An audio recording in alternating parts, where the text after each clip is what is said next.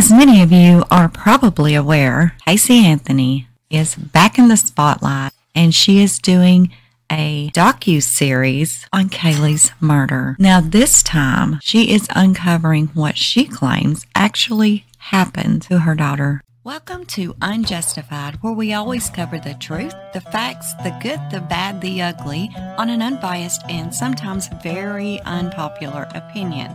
If you're not already a subscriber, go ahead and subscribe now and hit the notification bell, and that way you will receive all of our upcoming videos.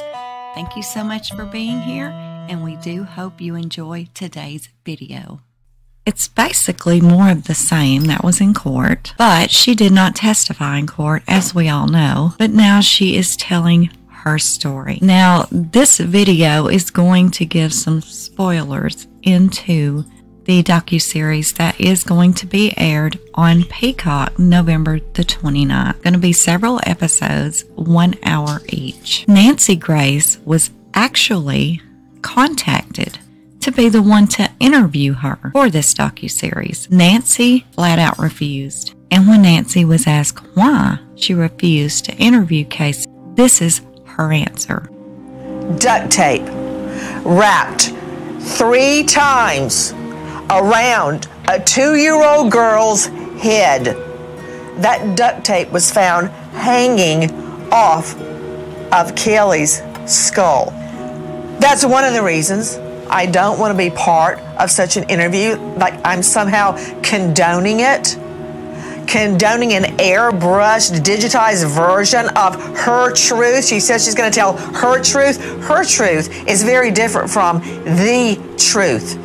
And I'm not convinced that somehow my questions would not be somehow manipulated. There is a reason Tot Mom Casey Anthony did not take the stand to tell her truth, because she could not weather or undergo or survive an intense cross-examination. Conditions where you've got a producer fluffing you up and throwing you questions that you know are coming. They're softball questions. That's no cross-examination. Also, whatever we get is going to be nothing but a pack of lies, and I don't want to be part of that. The time she should have spoken, many would argue, is in court. I think she should have spoken when her daughter went missing. Never a public plea. She was not out looking for her. She told one lie after the next. Proven lies. Why? Because she killed her 2-year-old daughter. And one more thing, I've handled a lot of homicides and I've seen a lot of dead bodies, but there is nothing so repugnant, so repulsive as murdering a child. I don't want to be part of that. But the only time she pops up on headlines is when she's in a bar fight with another woman over a man and drinks are slung, or at a bar in hot pants doing shots with guys. I mean, I'm not judging. I don't care what anybody does in a bar on their off time. None of my business. I care about a little dead girl thrown into a swamp about 10 houses down from the Anthony home. That's what I care about, with duct tape wrapped across her nose and mouth. And now she has a platform to spew another batch of lies? I don't condone that. I don't agree with that. It's wrong. And Nancy is not the only one that is completely disgusted that Peacock has offered her a platform to lie on yet again. As you will see here, Twitter is aflutter with people saying they're even going to cancel their Peacock subscription if this mockumentary actually airs. Also, Casey has tried to put it out there that she was not paid by Peacock. I call BS. She sold photos of Kaylee to ABC during the trial to pay him for his legal counsel. $200,000 for a few photos of her daughter. So you're telling me 14 years later, she is not profiting from spewing more lies? Yeah, that is my opinion, and I will stick to it. You see, Casey Anthony was acquitted in 2011 for the 2008 death of her 2-year-old daughter, Kaylee. Casey was crying as she was telling filmmakers what she was describing as being the real truth behind what happened over a decade ago. And this was despite her admitting that she lied and saying, quote, "I admitted that I lied, but no one asked why," end quote. Now, this is the first time that Casey has appeared on public camera since she was found not guilty of Kaylee's murder, but guilty of lying to law enforcement. Now, every episode is, like I said, about an hour long, and every episode also is going to mostly be interviews from members of Casey's former defense team. And Baez actually earlier on, when this had first started being talked about, that he was not involved in this show at all, and he had not even seen it. Now, in this series, Casey doesn't actually say that her father, George Anthony, who is now 71 years old, intentionally killed Kaylee, but she very heavily accused him of being somehow involved. Her actual words are, quote, "I'm not outright accusing him of murder, but it wasn't an accident in the pool." Now, earlier today, George Anthony did speak with Fox News, and he said that he had been in contact with an attorney, and he would not comment much more than that. He did say that he was going to have to watch the full documentary first. He said, quote, "I lost everything the day I lost her, everything. Every day I live with a broken heart. I want to know why," end quote. Jose Baez argued in trial that Kaylee had accidentally drowned and her death was covered up, although Casey says that she does not believe that her daughter drowned in their family's above-ground pool. Now, the prosecutors argued that Casey suffocated little Kaylee using chloroform, and then she covered her mouth with duct tape. Now, some of you may remember during the trial, there was a woman named Crystal Holloway, and she claimed that she had been having an affair with George Anthony after Kaylee's disappearance. And this self-proclaimed mistress testified in trial that George had actually told her, quote, "It was an accident that snowballed completely out of control," end quote. The jury deliberated for 11 hours before they found Casey not guilty of first-degree murder, aggravated manslaughter, and aggravated child abuse. However, she was convicted on 4 counts of lying to law enforcement. And to the verdict, Casey says, quote, "The jurors delivered the right guilty verdict. I did lie to law enforcement.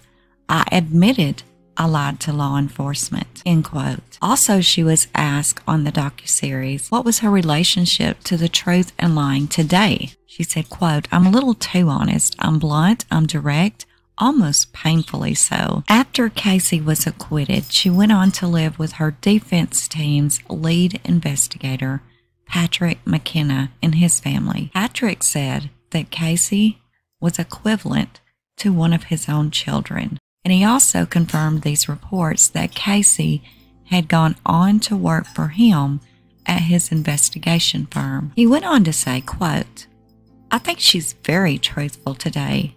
I trust her so much that I trust her with my research, my invoices, and I'm pretty good at catching lies. It's kind of my job. She's very honest." Casey now lives on her own. Now, the docuseries tries to claim that she has maintained a low profile outside of her sporadic media interviews prior to this documentary. Casey has maintained keeping contact with many of the members of her legal team, and this includes a forensics expert who spoke very highly of her during all 3 of these episodes in this docuseries. Eric Edwards was a homicide detective that investigated the Casey Anthony case. He said her father, George, who we all know is a former member of law enforcement, he said that George had reported to investigators that Casey was the last person who saw Kaylee. He also went on to say that investigators did also look into whether George should be considered a suspect, but there was just nothing that led us down that road that George is responsible in any way for the death of Kaylee. However, Patrick McKenna described how law enforcement, quote, believed everything, end quote, out of George Anthony's mouth. He went on to add that Casey had become one of the nation's most despised women. Several times during the docuseries, you will see a sobbing and very emotional Casey. At one time, she told the camera that she was a 22-year-old scared kid. She says, "I'm not scared anymore. Now I'm angry. I'm reverted from that scared place to now, over the years, my anger just builds. Manipulation after manipulation after manipulation.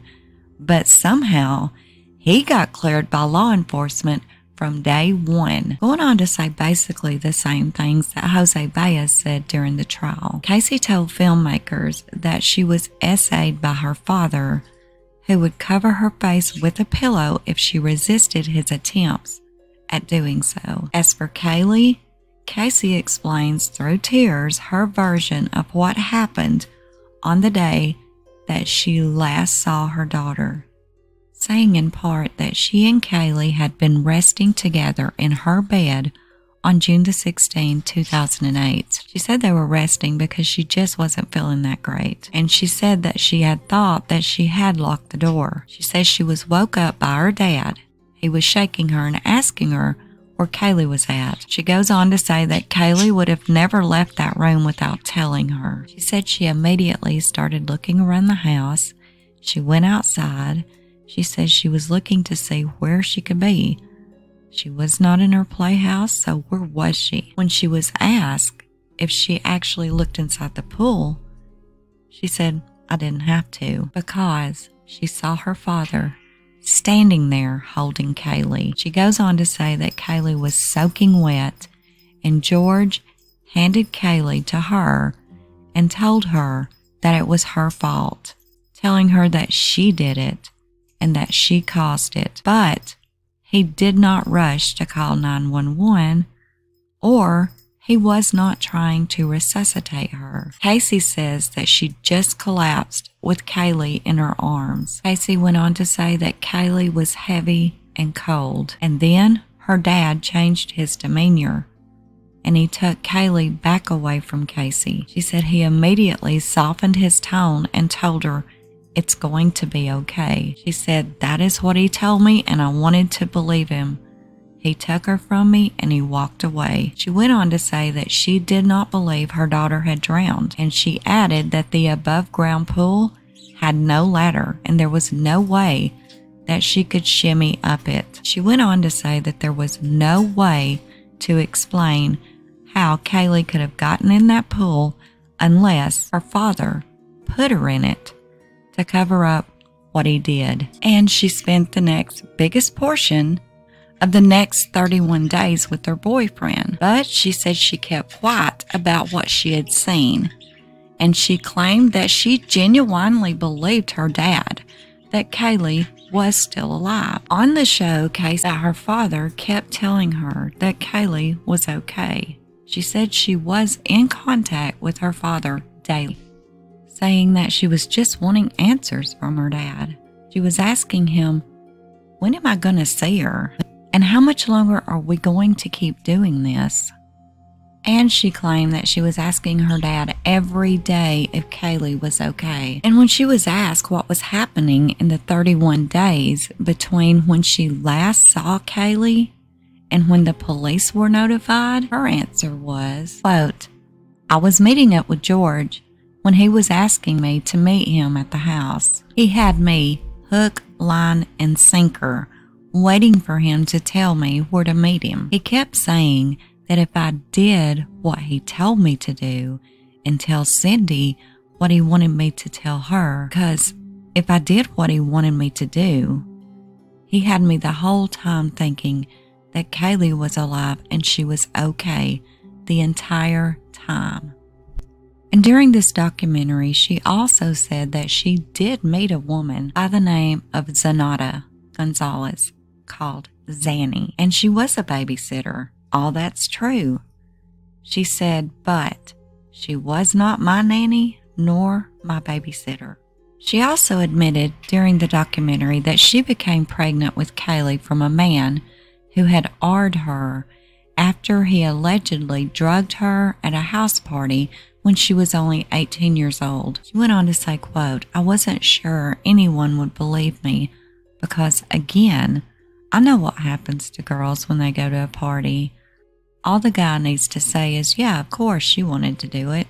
She wanted to be a part of it. She was asking for it." She also completely denied that Kaylee's father was George Anthony, saying that no, George is not the father of Kaylee. When she was asked where she was really working at the time of Kaylee's disappearance, she said at that time her job was a, quote, exit plan, end quote, adding that she was trying to work as much as she could and not tell very many people at all where she was working or what she was doing or how much money she was making, adding that she wanted an exit plan for Kaylee to get out of that house and to get away from those people and to start over. She also insisted that she absolutely did work at Universal Studios for an independent contractor until that contract expired, at which point she transitioned into working in the nightlife, bartending. She said, "I was making a lot of cash and I had been telling my mom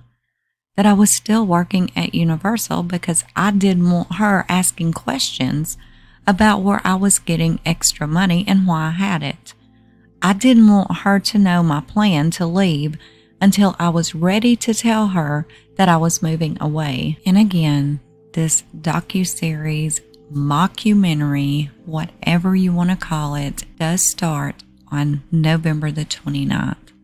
Are you going to be watching it? In my opinion, Casey Anthony is 100% guilty of her daughter's murder. As far as the things she accused her father of, I don't know. However, if you followed that trial and you followed that case, there's literally no way to find this woman innocent. It sounds like the story that she is throwing out now is going to be even harder to believe than the one her attorney threw out at the trial. Let me know what you think below. Thank you all so much for listening, and until next time, this is Unjustified. Thank you so much for watching, and do not forget to subscribe, like, share, and leave us a comment below on your thoughts of this video. And until next time, this is Unjustified.